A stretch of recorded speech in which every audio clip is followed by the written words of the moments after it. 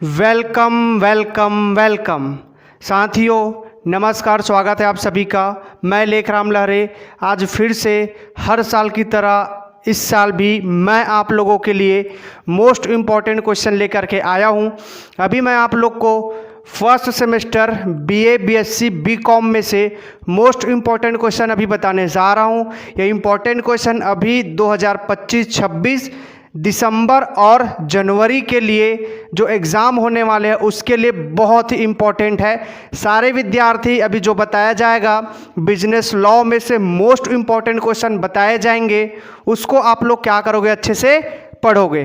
क्योंकि अभी जो भी क्वेश्चन आपको बताए जाएंगे वही क्वेश्चंस आपके एग्जाम में लग सकते हैं, 100% लग सकते हैं।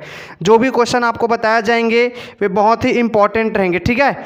और ये सभी यूनिवर्सिटी के लिए रहेंगे, चाहे वो दुर्ग से रहे, चाहे बस्तर से रहे, चाहे बिलासपुर से रहे, चाहे रविशंकर से रहे, या जिसमें से भी रहे, ठीक है। सारे यूनिवर्सिटी वाले विद्यार्थी इस इंपॉर्टेंट क्वेश्चन को, बिजनेस लॉ की मोस्ट इंपॉर्टेंट क्वेश्चन को बहुत अच्छे से पढ़ सकते हैं। और एक महत्वपूर्ण बात यहाँ पर लिखा हूँ, सभी स्टूडेंट इसे ज़रूर पढ़े, 100% एग्ज़ाम में आएगा, ऐसा मैं बोला हूँ। जी हाँ, आपने बिल्कुल सही सुना।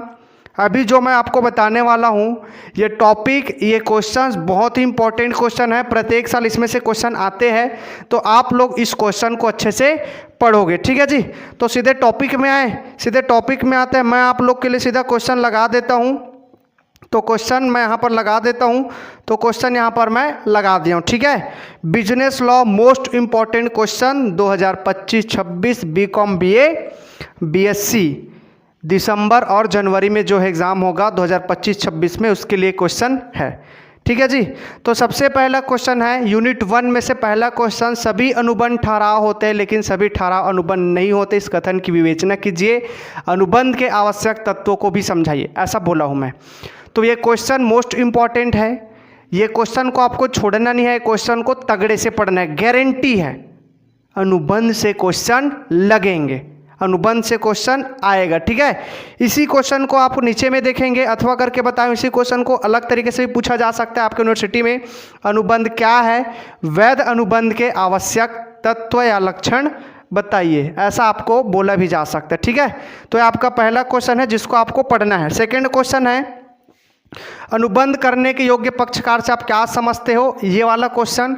तो ये क्वेश्चन क्या होगा, अगर पहला क्वेश्चन नहीं देंगे अनुबंध क्या है ऐसा, या अनुबंध सभी अनुबंध ठहराव होते हो, पहला वाला क्वेश्चन नहीं देगा तो इस वाले क्वेश्चन को दिया जा सकता है। तो दोनों क्वेश्चन आपको एक ही चैप्टर में मिल जाएगा, ठीक है। पहला क्वेश्चन और दूसरा क्वेश्चन दोनों क्या है आपका, एक ही यूनिट से है, एक ही चैप्टर में आपका इसका आंसर मिल जाएगा। आप लोग क्या करोगे, इसको पढ़ोगे।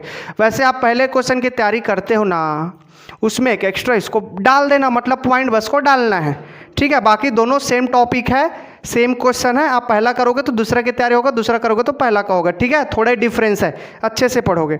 तीसरा क्वेश्चन है प्रतिफल के अभाव में समस्त ठहराव व्यर्थ होते हैं।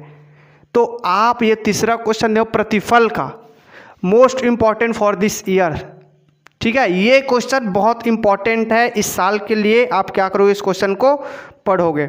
उसके बाद चौथा क्वेश्चन है ठहराव से आप क्या समझते हो, ठहराव का दिया हूँ। और पांचवा है आपका प्रस्ताव, और छठवा है आपका स्वतंत्र सहमति।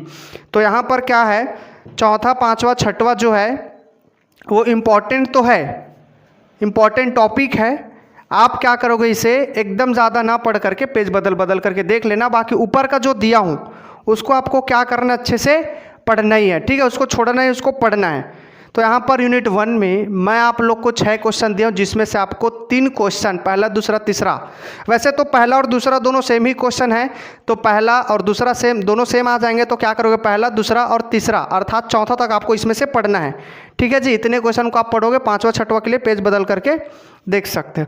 तो यहाँ पर मैं आपको यूनिट 1 बता दिया, आप किस में जाएंगे, यूनिट 2 में जाएंगे। तो यूनिट 2 में आते, चलो आ जाओ यूनिट 2 में। यूनिट 2 में आएंगे तो पहला क्वेश्चन है एजेंसी। एजेंसी के बारे में आपको पढ़ना है, एजेंट का क्या अधिकार कर्तव्य होता है उसको देखना है। ये क्वेश्चन मोस्ट इम्पॉर्टेंट है, आप इसको छोड़ेंगे नहीं, इसको अच्छे से पढ़ेंगे, ठीक है। दूसरा है यूनिट 2 से दूसरा क्वेश्चन है निक्षेप।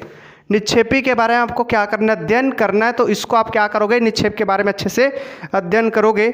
तीसरा है हानि रक्षा, क्षतिपूर्ति, प्रतिभूति गारंटी, ये वाला टॉपिक दिया हूँ मैं। तो इस क्वेश्चन को भी क्या करोगे, मैं क्वेश्चन पूरा नहीं पढ़ रहा हूँ, यहाँ पे लगा दिया हूँ, आप क्या करोगे, इस क्वेश्चन को पढ़ोगे। ठीक है जी।